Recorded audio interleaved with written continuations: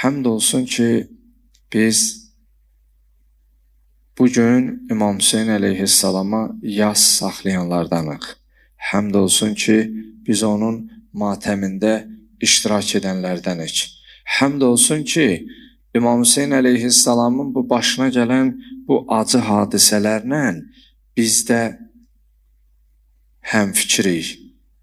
Və həmd olsun Allaha ki, ona zülm edən, ona qarşı çıxan insanların cəbhəsində, onların cərgəsində deyilik.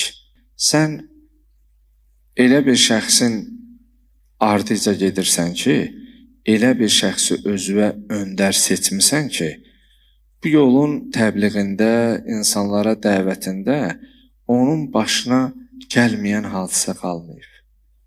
Yəni sən bu yola çıxanda elə biləsən ki, elə hamı sənə hörmət eləyəcək, hamı elə gələndə pəhpəh eləyəcək, yox.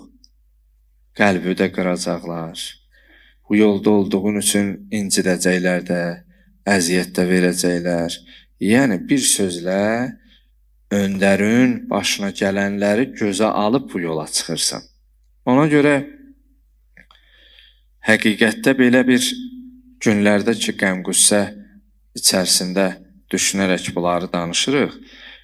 Hədislərdə var, İmam Cəfər Sadiq əleyhissalam buyurur, Şiətuna qəd xuliqu min fazli tiyətinə.